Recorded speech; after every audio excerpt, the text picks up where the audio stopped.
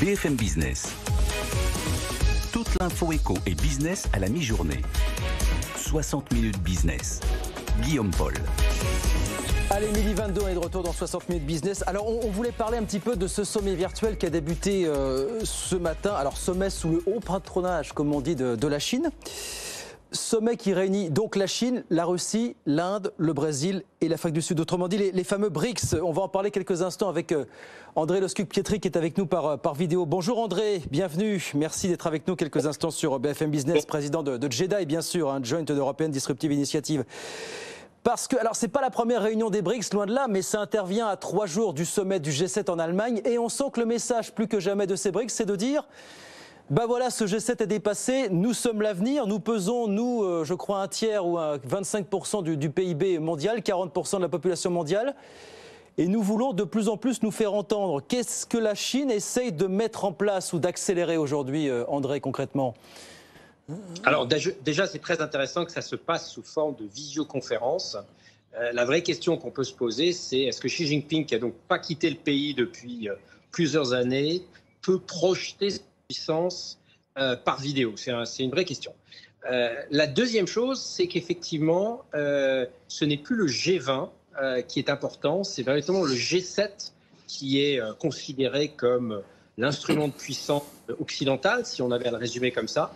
Et donc la Chine essaye de trouver un forum qui va faire un contrepoids. Et clairement, on assiste donc à une balkanisation du monde qui s'accélère. Troisième chose qui est quand même intéressant, c'est que ça remet Vladimir Poutine en selle, oui.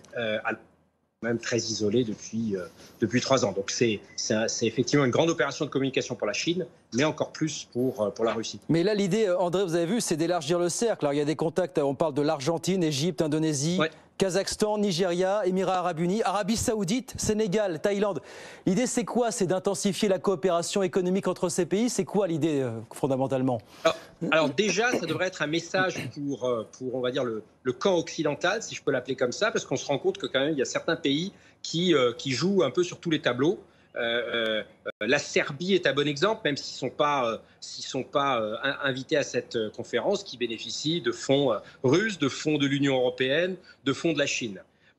On pense évidemment aussi au Sénégal, qui est invité. On pense aux Émirats Arabes Unis, qui sont soi-disant nos alliés stratégiques dans le Golfe. On pense à l'Arabie Saoudite, avec qui il y a un rapprochement très important en cours avec les États-Unis.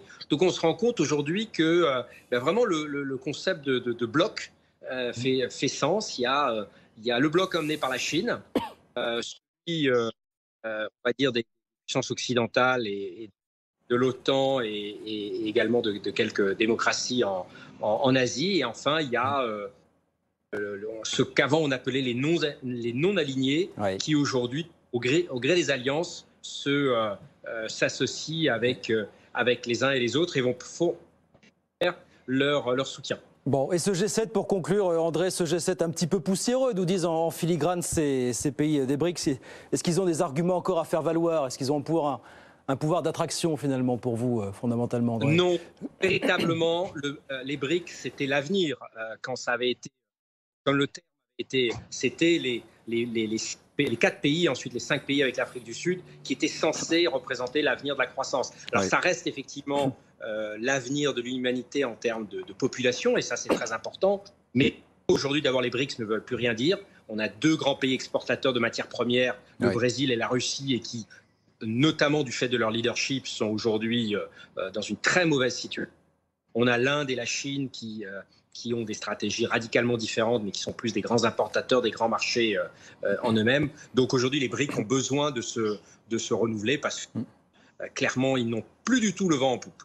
Et d'élargir le cercle. Merci beaucoup André. Merci d'avoir été avec nous quelques minutes ce midi. André Loscuc-Pietri, avec nous, président de JEDI, la Joint European Disruptive Initiative. Merci beaucoup André d'être passé nous voir quelques minutes dans 60 minutes business.